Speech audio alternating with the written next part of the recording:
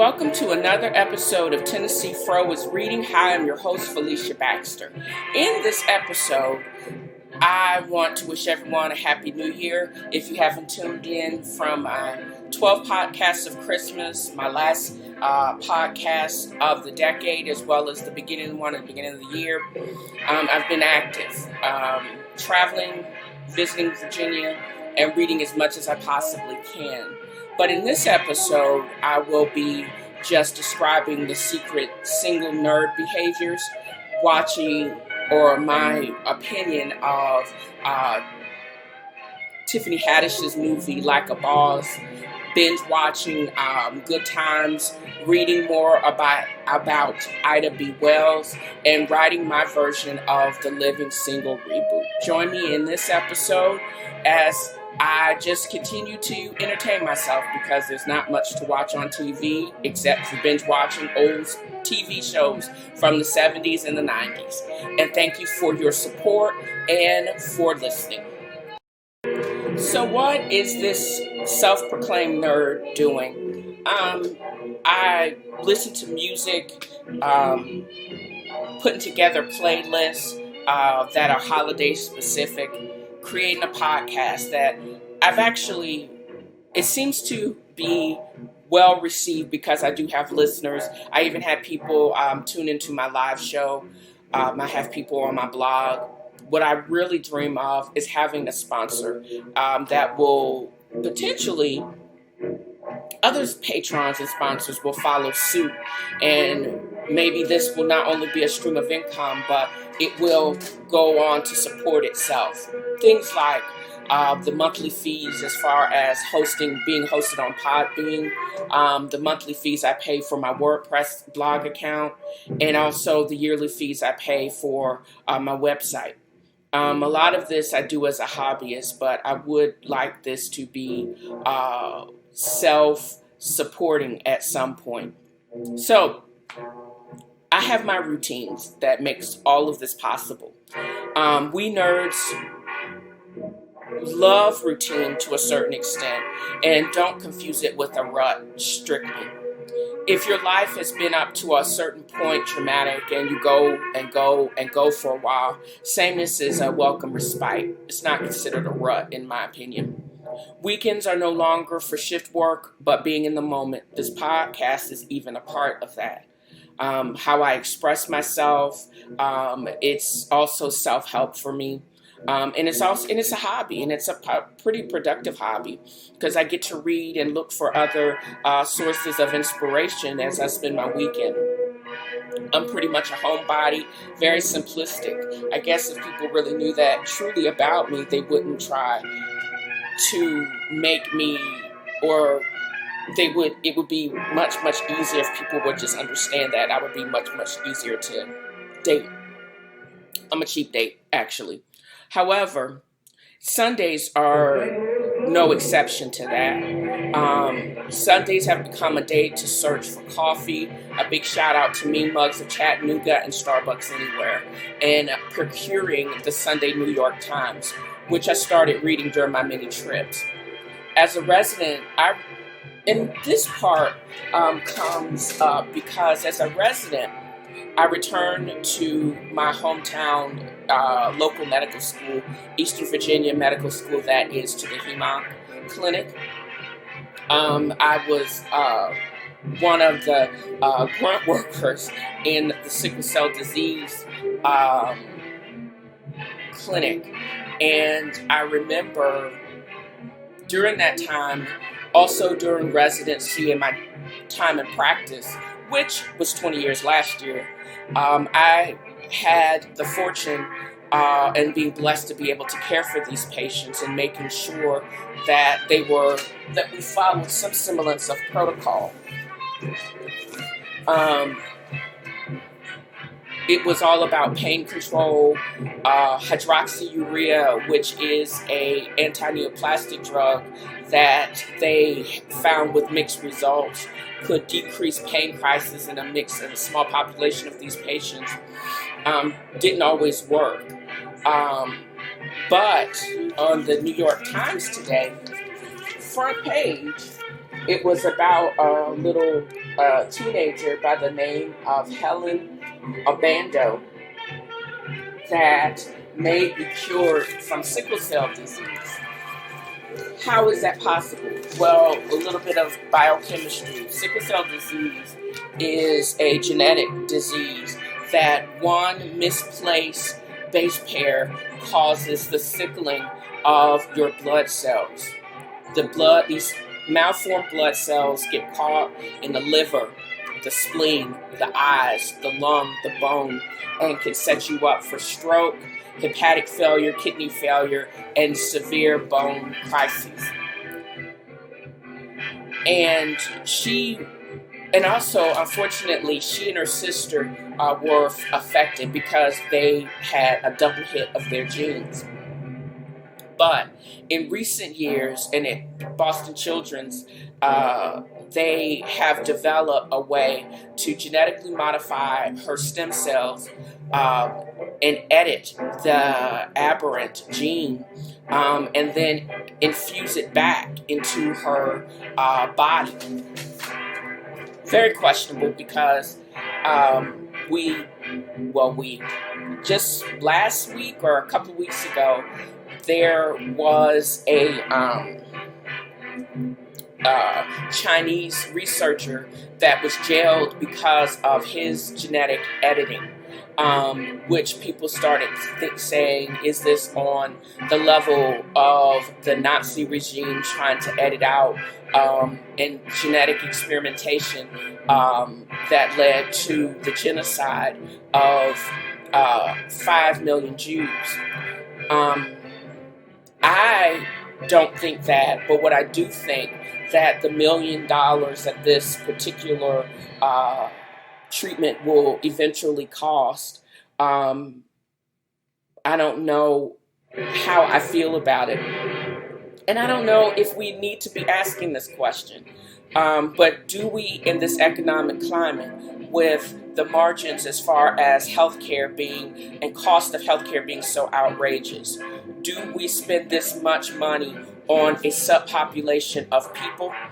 Has anyone truly looked at those costs? Because if we cure them all, then the millions and hundreds of millions of dollars that we have spent and will spend on or not spend on them, the benefit may actually outweigh all of the risk of high costs for this $1 million treatment if it does eventuate a cure, as well as but then you come up with ethical. If we figured out a way to genetically modify sickle cell disease, what do we do if we figure out how to genetically modify other genes like eye color, hair color, skin color? Is this a slippery slope? I don't know. What I do know is legislation has not caught up with these types of questions. And I don't know if we need to put a cap on research and how we think about disease, because I can see with current precision medicine and oncological research that have been that are associated with genetic errors. Could this be a way to correct those errors and with the patient's own body and own stem cells and infuse them back in? And do we have the wherewithal to keep that type of genetic researcher in the hand of medical doctors and not letting it be so we can genetically modify embryos and etc., that we create some type of super race? That is the subject of a potential sci-fi novel. What else is going on in Area 51? Could this be the beginning? But for this patient, I think they have hit it out of the park for Helen and her family. And if she's cured, more power to her. But I think we do need to have further ethical conversations and the prevention of this type of technology falling in the hands of madmen. Just saying. So this past weekend, in addition to getting coffee and reading the Sunday New York Times, which I absolutely adore reading, because it also gives me ideas about my other thoughts and other things I could potentially write about. But what I have watched this past weekend was Tiffany Haddish's new movie, Like a Boss, and I'm also have binge watched Good Times. I plan to approach my opinion of movies as very simple. Did it or did it not suck? Like a Boss did not suck. It was a story of friendship with two unlikely characters between Tiffany Haddish and whoever that skinny girl was as her partner. The conflict arises when the skinny girl wanted their company, which was a makeup company that they had started as mid 20-year-olds, as self-sufficient and entrepreneurs. But they wanted to expand so they could get out of debt. Tiffany Haddish was okay working for herself and being the heavy if she needed to be, but she was the main creative. I don't know if it being set in Atlanta was truly believable, because Tiffany Haddish always seems to revert back to her Compton beginnings. The scene stealer was Billy Porter, and I don't know who that other local worker was, that particular character's name, because her her role was forgettable. I do remember her from Two Broke Girls, and I think she was also on Friends back in the day. But I just remember the nasal quality of her voice and the stilted nature in which she delivered her lines. Salma Hayek character also attempts to jack the makeup company and also to break up her friendship simply because she's a player hater. But their success is in their trust for each other, their love of themselves and for each other and for others. The company is based on quality handmade products by which Barrett, the Billy Porter character, slaves over and does each individual lipstick and matte foundation by hand. Their premise is you enhance beauty, you don't cover up flaws. And their best friendship, and your best friend should point out your beauty and help you magnify your beauty.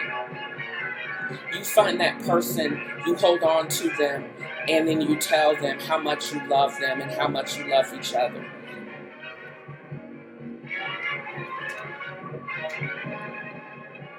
Like a Boss is a movie that you should take a morning like I did to go see. It is very funny, not too slapstick, and it does pull off whatever the theme of the movie is: female friendships, even just friendships in general, and finding that person that loves you, even on a platonic realm, that loves you and supports you. It's believable, and it's a feel-good movie of the winter, and not a bad way to spend the morning. So it is remarkable that I am going to comment on the Academy Award nominations for Best Picture for 2020. They were just released today. And as I was speaking about Like a Boss before, Like a Boss did not make it to the nominations. But there were 9 nominations for Best Pictures. I can truly say that I definitely have only watched or seen a couple of these movies. Let me back up. I think they're going to go hostless this year. We'll see how that all turns out. There's a couple of movies I have no interest in seeing for a variety of reasons. And I did not know that Scarlett Johansson had such a big year. She is in two of the nominated films. I don't believe there's and also what I found is that none of the best films, if the as the Golden Globes and BAFTA was an indication, none of these have as writer and director, except for 1917 with Pippa Harris. I hope that's a female. Um, and Amy Pascal. There's only two of the nine that have been either written and produced by a woman. Um, I'm not going to go see 1917 because I have no interest in World War One. I have no interest in seeing another iteration of Little Women. I think I've seen enough adaptations of that to make my head hurt. As I mentioned before, I didn't know last year was Scarlett Johansson's year with Jojo Rabbit and A Marriage Story, because she actually had a lead role in both of those, surprisingly. I did not see Jojo Rabbit, not interested in seeing that dark comedy. And A Marriage Story was surprisingly good. It was kind of twisted between in the beginning and how the Scarlett Johansson's character extricated herself from an ill-advised match. I thought it was actually pretty good. I saw it on Netflix. Also, surprisingly enough, I only recently saw Ford versus Ferrari, and I thought, as far as muscle cars and the GT500, that movie made me want to immediately get on the waiting list to get a GT, because that is how Ford back in the 60s, and of course it was a creation of the late great Carroll Shelby. That to me, and them throwing shade at NASCAR, that was so awesome. That to me was probably one of the best movies I actually watched in December. So I do agree with that nomination, although it was surprising.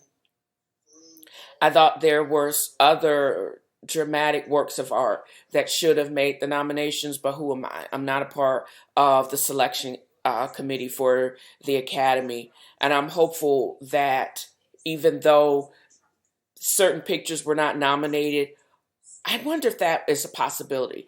Even if your movie was not nominated for Best Picture, this actors and actresses and producers in other movies will still get the recognition, even though the whole movie as a whole doesn't get nominated for Best Picture. I'm hopeful that would make more sense to me. So all the connoisseurs of good times are familiar with the roll call. This is the awesome foursome made out of JJ, Cool Breeze, Head, and Wallow. One of the things that I always loved about the show is how they interwove music and how talented Michael Malone and then Janet Jackson were. And also Thelma. Don't forget Thelma. She was an actual dancer. Bernadette Stanis through this series. This is one of those series that I loved growing up when it originally was released back in the 70s, because I think I was 4 or 5 years old when this and the Jeffersons played, or we were allowed to watch the series.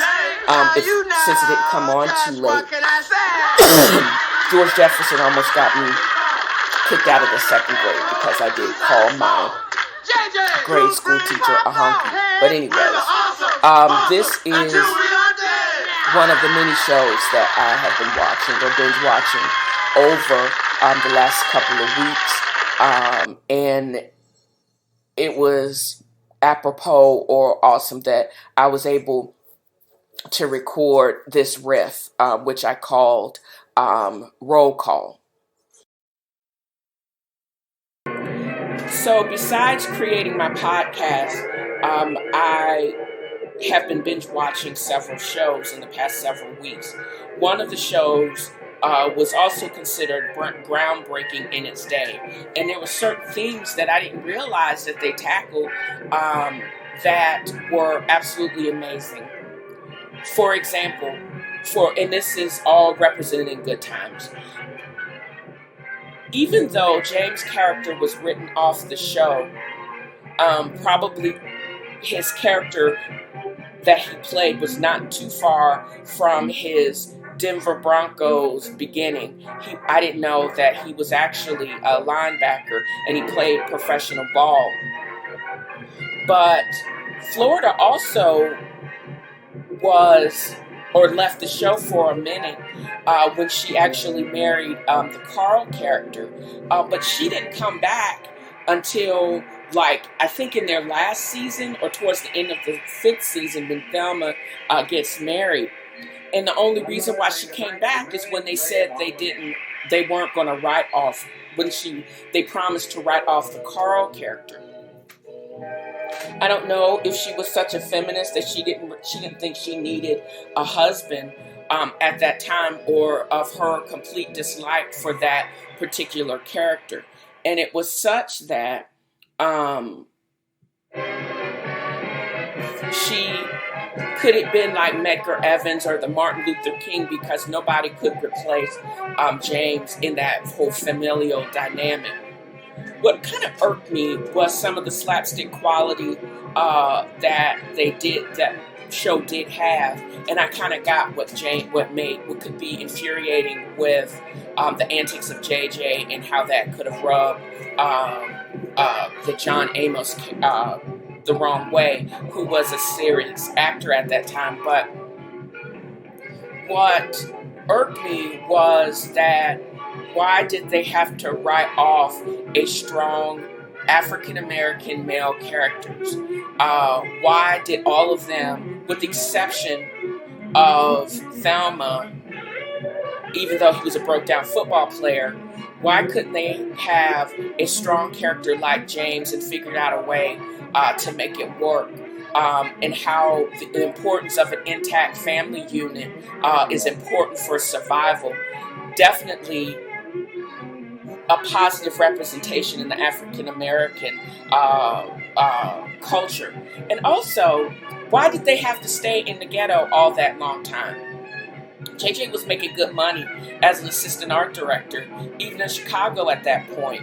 Why couldn't they have moved to the Loop or to the North Side and had Willona in a duplex? Why did they have to stay in the projects when they were doing so well?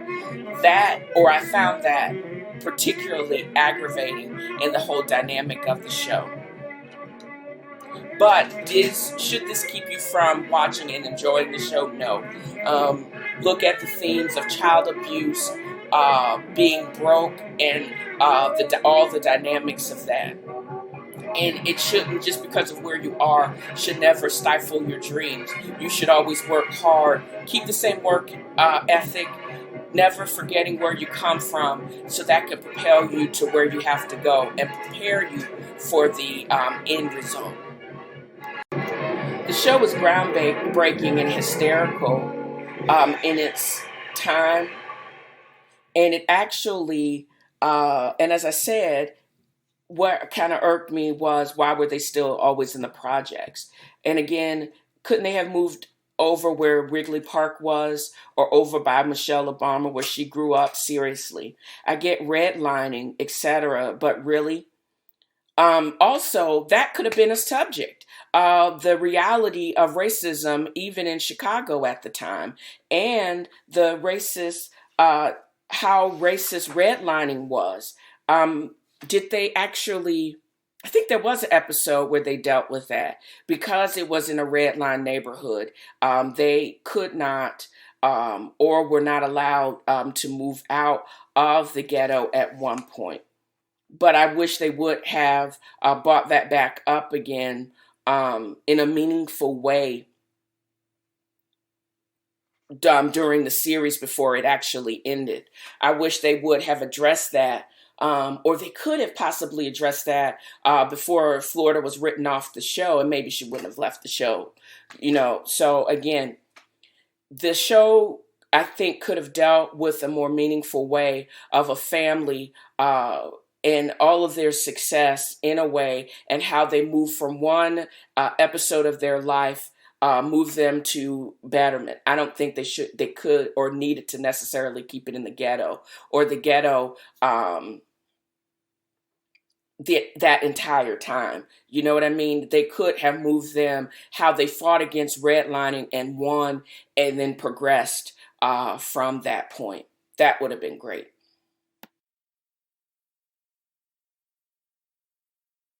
This past weekend, I went to probably one of my favorite seafood spots in town. And when you eat enough in a place, or your order is big enough for a place, for one of the waitresses to remember who you are, but also to remember who you are reading, or what you're reading. I actually went to my seafood place, and I remember having my big 700-page Ida, A Sword Among Lions book, and I remember talking to one of the waitresses about it, and she asked me about it, and I guess it's apropos for what I'm reading. So what I found in reading this book, it is actually an amazing read in itself. And it comes off as a who's who in African American history if you pay close attention. For example, on page 265, I was introduced to the first African American female graduate of Meharry, the historically black medical school at Fisk University in Memphis. And it just, you don't hear about this stuff in just United States history. And it's so wild that I had to read about it in a book about Ida B. Wells, because of her interaction with this character. But also, I did not realize just how racist Chicago was, given that I've been binge watching Good Times, which is set in one of the ghettos in Chicago. But the World's Fair of 1893 was called the World's Fair and Columbus Expedition, and it was to celebrate the 400th anniversary of Columbus's arrival in the New World, and how it was just really weird that we were enslaved for most of it. It was to represent all that was great in our country, and it was something to behold with all of the technological advances of the time. How there were several interventions that they included, but it was just glaring how we were left out, meaning African Americans were left out of that particular exposition. How we helped build this country. One of the inventors was African American that made the telephone possible. And we were only given token representation. On the main drag, the only representation that they had of African Americans was in a depiction of us as loincloth savages in Africa. It didn't represent how far we had come in spite of being enslaved in this country for almost 300 years. We received a token place in the Women's Pavilion. However, the biggest and most audacious exhibit was the Haitian exhibit. I did not know that Frederick Douglass was still alive, and he was actually the ambassador or the representative of Haiti before he resigned. And he was a staunch ally for Ida B. Wells. Her pamphlet detailing in a case against lynching uh, was an immediate success, but it was through hard work, working through shade uh, from all sides, and even within other African American journalists. Ida B. Wells was probably the first investigative reporter, even with the price on her head. She was still reporting on lynchings, which are just organized murders throughout the company in her home state of Tennessee and in Texas. And although I love Tennessee and Texas, they were murdery, and to a certain extent still are murdery even today. But in the 1890s, it was even more glaring, and it was just savage what they did to anybody that they perceived as stepping out of their place. And the target was basically the extermination of a free black man, free black women, and also children were also lynched, 10s and 12-year-olds, because they stepped out of their place. This book is very graphic, but it does do a very good job of pulling together disparate characters, as well as a timeline that, even though it could have been really scattered, I think it was a smooth transition from the late 19th century on up through the 20th century, and is an amazing representation of African American history that I think everyone should read to get a glimpse of how we once were, to give us a good idea of how far we can come. They didn't have as much as we have today, but they did so many great things. Our ancestors did so many great things with so little, that I think it should be a testament, and should be, because I'm so proud, it also should give me a goal about what I can do to actually propel the race and the culture even further, because I have so much. And that's what we should strive to give in the new year. How can I be a positive impact on my culture, and also on the country in general, and how important that is?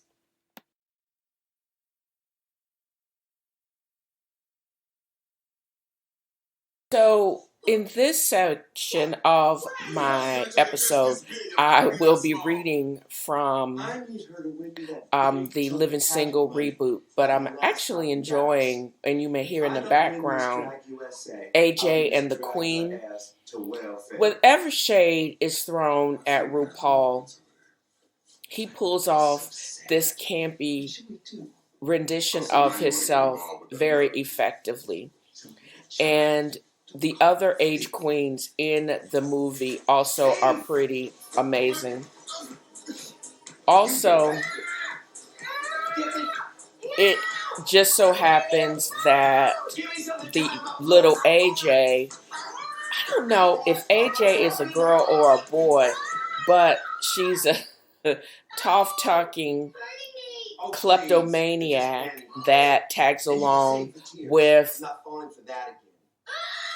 RuPaul as he goes across country. He is a drag queen extraordinaire who was supposed to be opening up the Queens of Queens, a drag club in New York City, but his shyster of a boyfriend scams him out of 100 grand, which is crazy because he only knew this guy for 7 months, put him on his account, and he robs him blind. There's so much for love. But anyways, I'm going to have to turn this down because it is quite loud. It's actually funny and it is campy, but it is positive. It is also a celebration of happiness and love in spite of. And it is glamorous, you know. RuPaul is just so glamorous and fabulous. I don't know. But anyways, he's taking on the world at his own terms.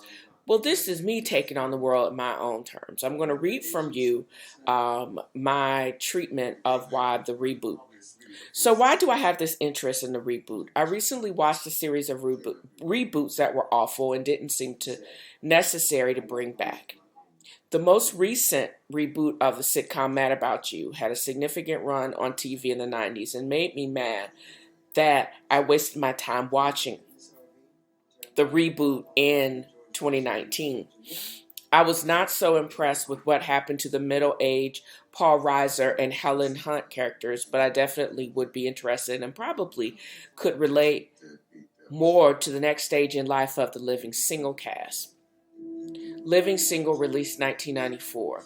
Since the fifth season was canceled right in the center of that run, and two of the main characters were fired. That was Kim Cole and T.C. Carson. There are some themes that could serve as basis for ideas that were not fully explored during that truncated and worst fifth season of that series. The complaints of the network that the show was too urbane, you could tell the approved scripts may not have been written by the same staff or by writers too scared to take chances. You could tell that the scripts had devolved into more slapstick comedy when appropriate. The actors and actresses could play the role, but also needed to tackle more serious themes and not being so inane. I wish they had taken a serious look and explored the character's Sinclair acting career, also exploring a pregnant Max, which would have been hilarious. Regine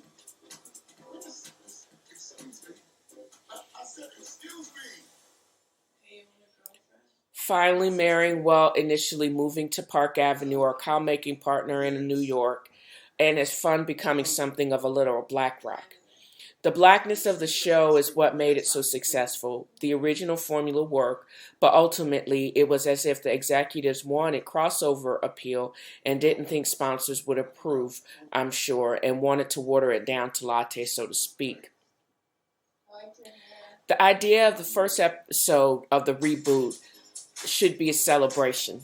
The character Sinclair had a long run with the theatrical troupe. It would be amazing to have an after party when she wins a Tony for one of those roles, part of the Gotham Players. The first scene opens with Sinclair, who, with the assistance of her daughter, are in upstairs expanded walk-in closet master bathroom of the original brownstone, getting ready for her party that is being thrown in her honor.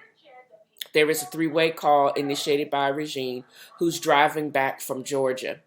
A newly divorced Regine was returning to Brooklyn and was to take up residence in the basement apartment after her unceremonious dismissal from her Georgia mansion, after the divorce from her media mogul husband. They are having an animated chat about the first of many times they shared that bathroom, getting ready for any shenanigans or just the start of the day. Regine apologizes for her inability to be there in time for the party, but she's looking forward to finally being back home in Brooklyn. The audience will also be introduced to Regine's fabulously spoiled daughters, who seem to be an exact replica of the original Regine character, asking why the maid hadn't pressed and folded their Gucci gear before it was packed. I haven't decided who should play Regine's obnoxious twins of color, but there are many possibilities on that of Instagram fame. Sinclair also is excited because all of her children will be in attendance at the party. Her command sergeant major's son, the oldest is a Marine on leave.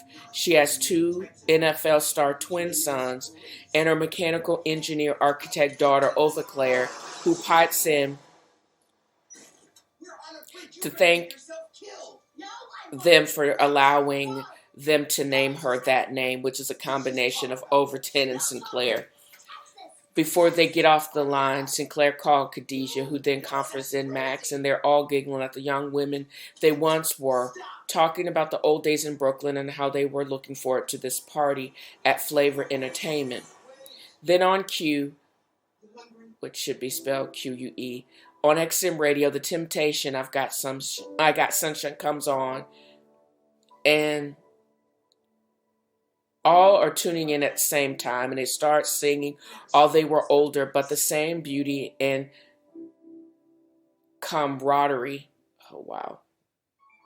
of the young women they once were shines through, and it would be great is as the scene closes, there's a split scene just for the just for a second with the original scene from 1994. The after party was held at the expansive ground floor.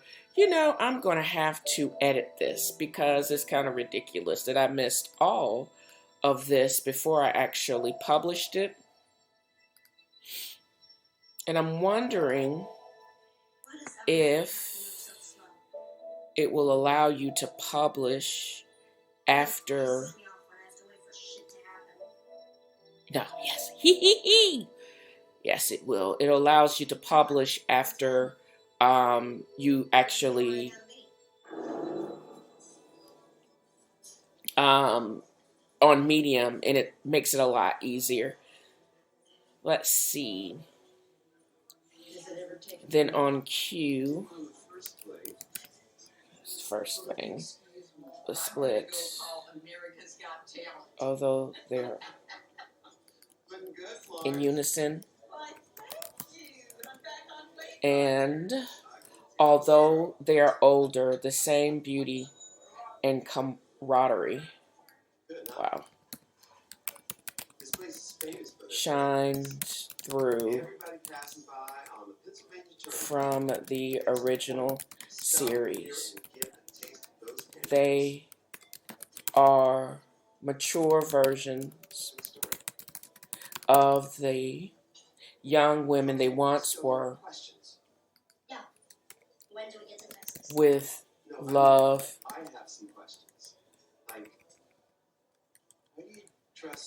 shining through. And it would be great if that scene closes and there's a split scene just for a second of the original scene from 1994, which I am going to also include in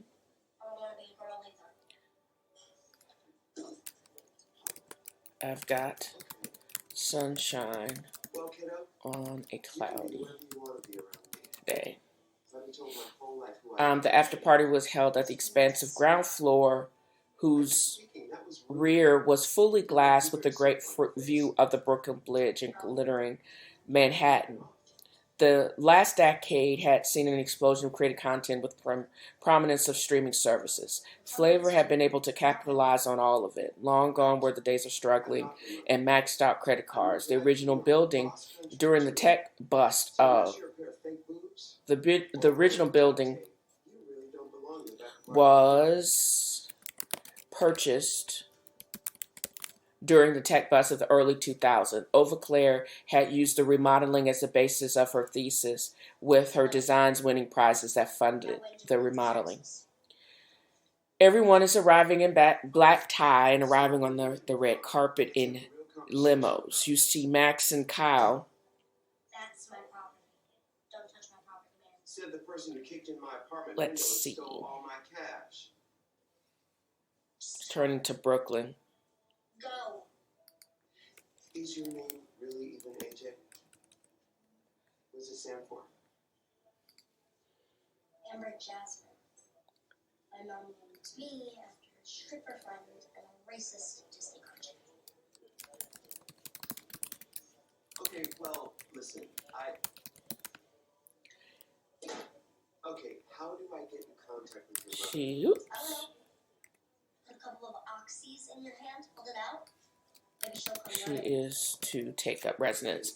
I really had an affinity of the change of regime because I looked at her filmography, and she actually was on the 8th season of Real Housewives of Atlanta in her real life.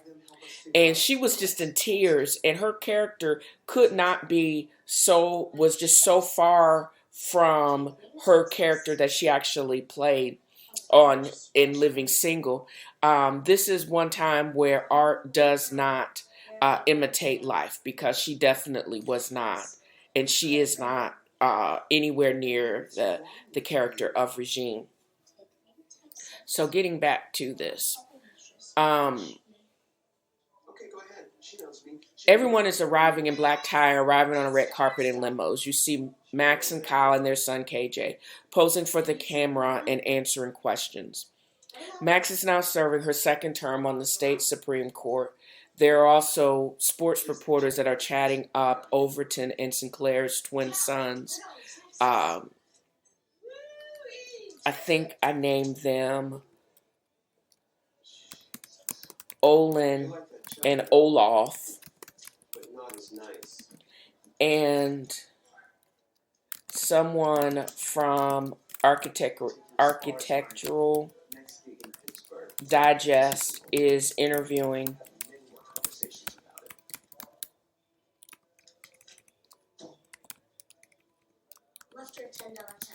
Overclaire.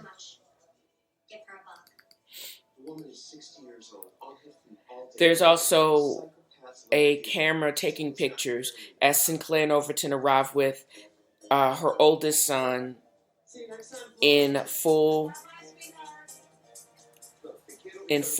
dress Marine regalia and escorts his mother down the red carpet. Khadijah with Rick, her long-term life partner, which may need to be played by Aldous Hodge or somebody else is fine, who is an ex-basketball player, billionaire life partner, received guests in the entryway of Flavor Entertainment. Everyone is interacting in hugs. Khadijah remarks on the twins and all their yardage with the Browns. And how training camp. Yeah, well, Lewis, you have to respect people's gender issues. Bitch, all your shit just got stole. You ain't got to respect people's anything. And how This is turning into a very heavy scene. the Browns has no one looking out for her, and she wants me to take her to her grandfather in Texas. Well, the Browns were looking. Those that see a stray dog on the road and have to pick it up, and those that drive right on by. Well, which one am I? Overton raised a champagne glass and makes a speech thanking everyone in attendance and being present for the celebration of his beautiful and talented wife, Sinclair. Thanks God that his oldest son, Overton Jr., makes it back safely from his third tour in Iraq and Afghanistan. He toasts his twin sons who are playing for his beloved Cleveland Browns, promising to be the most winning in almost 25 years. His daughter, who's the best architect, manager, and the best handyman, of course, next to him, and whose design contributed to the amazing remodeling of this building. He's grateful that they have spent the last 25 happy years together, and she's finally being recognized for all of the talent. He stops and smiles and looks at all of his friends in their eyes, and to his wife realizes their love. And love could be seen in all the friends and family members in the crowd. They all raise their glasses and toast Sinclair. Khadijah raises the last toast to Sinclair. She tells funny stories, reminding everyone of her shenanigans as probably one of the worst assistants in publishing history, who would then go on to truly save the magazine from extinction when she and Russell moved the magazine online, the first in the media business to do so. She ends with, "I'm so blessed just to have her as my cousin, and she is so much more than that. She has been my sister." And then she pauses. Steal anything from that convenience store? No. I'll be your jacket. And says to Sinclair. Then there's a crash I'll be right back. and a collective gasp. Scooter bursts through the door, obviously drunk, staggers to the nearest waiter, and takes an open bottle of champagne, takes a big swig, and says, "Obviously my invitation had been lost in the mail." And then he says, "Hey, Khadijah." He pointedly says to Khadijah, stomps his foot and says, "Baby, I'm back." Khadijah stomps over and grabs the bottle. "Looks like you've been a little bit overserved." Matt states in her matter-of-fact Philly drawl, if there is one, Oatmeal took a bullshit away.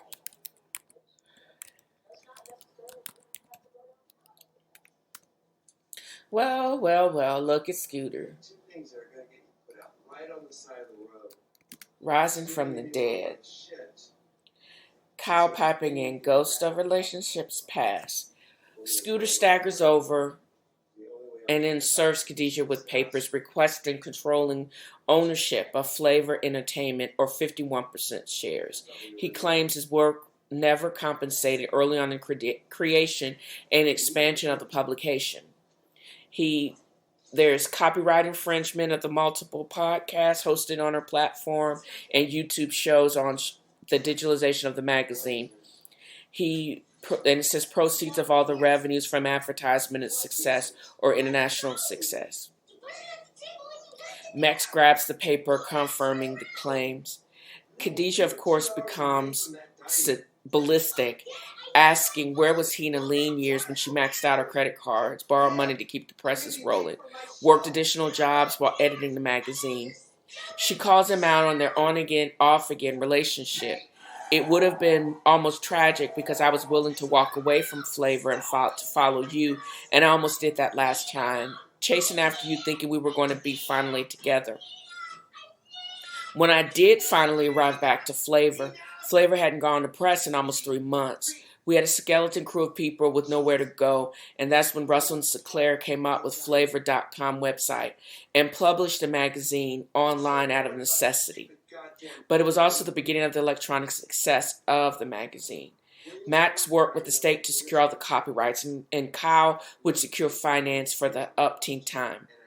They are the reason why Flavor is where it is now, not your tired ass.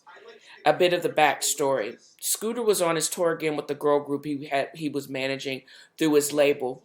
Khadijah followed them from the U.S. arm of the tour, but went back to Brooklyn when the group went overseas. She would hear unceremoniously an announcement of his engagement to one of the lead singers in that band and subsequently fathering 2 children with her. When his career tanked and never recovered. But Flavor, with podcasts hosted by Sinclair and Russell, exploded, ushering in a time of rapid growth at Flavor. Max jumps in and says this all seems like sour grapes and just simply seen as a ploy to get back at Khadijah for her success because he could never have tolerated her being a CEO and this was the penalty for loving him. But this can all be worked out in a court of law. Let's do this. Rick steps forward. Scooter even gets more angry and says something stupid like, you want this broken down ball player Mandingo wannabe. You have settled for him because you couldn't tolerate a real man like me. Rick, I know I've been here the last few years simply because I wanted to be. I only required Khadijah's love.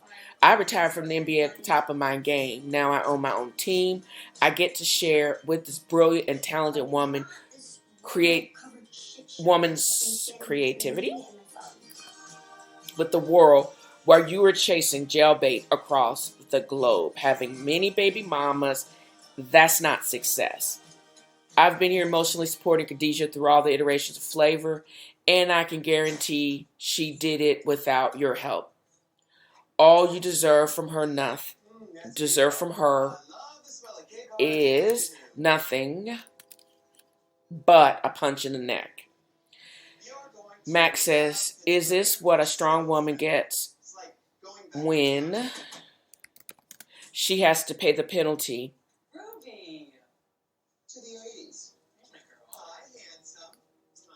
for the termination? You have a child? I knew closing those Planned Parenthood clinics would create termination of a relationship.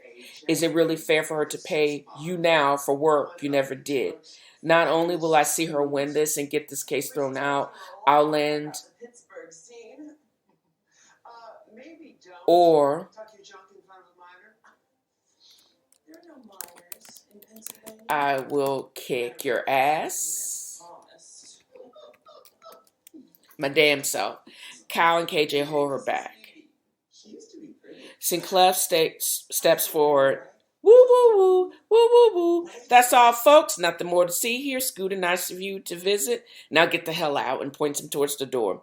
Scooter sways and slurs. I saw that show. You weren't all that good. The Tonys scraping the bottom of the barrel, giving that award to you. There's a collective gasp, and Overton, the twins, and Cal and KJ. You don't gotta go home, but you can't stay here. The last scenes as they all spill out of the building, a U-Haul pulling a red Jeep Wrangler with Georgia tags with "Made in Brooklyn" pulls up and left idling at the curve, and Regine gets out in a tizzy because she realizes she has missed gossip-worthy spectacle. Regine, her hair in blonde braids with beautiful flowy peasant blouse, jeans, and Birkenstocks.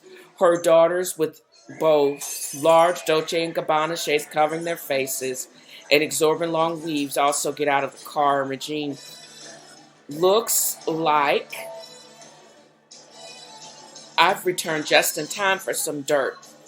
The audience sees Overton, Rick literally having Scooter by the scruff of his neck and pants, tossing him in a car. And Regine says, Scooter, good seeing you leaving. Smooches.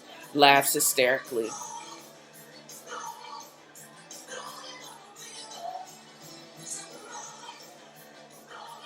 I gotta rewind this because this is RuPaul and some other short Tina Turner spectacle. But anyways, that's the end of that scene. I never really liked the Scooter character in the original series. He didn't seem to be the type of man that truly was compatible with Khadijah's character. I wonder if this is too convoluted to work into an average 30-minute show. But this way, we are introducing the entire cast with additional cast members that make sense. Although there are comedic breaks, it's not slapstick or inane, and appears to be more in line with the original characterizations of the series. The dialogue needs work, but that's why the writing team and the actors and actresses would have to be fully involved with the screenwriting process to reflect what they actually would say. Or better representation of what a successful African American character would say. Again, I asked, when is the production meeting? And that's how I would like to end this episode of Tennessee Fro is Reading. And I thank all of you for joining me for this reading, because I really definitely enjoyed writing the treatments. I also have about 4 or 5 other episodes or series or parts of the series that I would like to share with the group. I'll actually post the connection to the series cards in Medium in the podcast notes. What else? I will be probably publishing this after I finish eating. And later on, because it is Sunday, so I'm going to have a Sunday meal. Very, very Southern, but that's how I roll. But this is my therapy. My podcast is my nerdy single person behavior. This is much cheaper than having to go in for weekly sessions. But some people can't find out what, or can't find themselves, or can't entertain themselves in this manner. And some people are so depressed that they have to unpack a whole bunch of stuff. That's what the 1-800-273-8255 line is, because you shouldn't suffer in silence. There's also an online chat feature at Suicide Prevention Online, or Suicide Prevention lifeline.org/chat/. Or you can dial, if you have some other type of substance abuse, there's a 1-800-662-HELP. That's 1-800-662-4357 for 24/7 help with your substance abuse, and there's always Talkspace and Doctor on Demand. Also, navigate to DalesAngelsInc.com for all special offers and updates on nerd news. Drop me a line at TennesseeFroisReading@gmail.com, or you can leave a non-trolly voicemail at 423-463-0658. And if it truly is non-trolly and non-threatening, I may actually read it on the podcast. If you are sick of freeloading and want to become a patron, and you are dedicated into making this podcast self-sustaining, please navigate to patreon.podbean.com/thetalkingfro to become a patron, or leave me a tip at paypal.me/FeliciaDai. And again, thank you for listening, and I hope this episode makes you as happy and is thrilling as the fun I had creating it. And until next time, happy Sunday.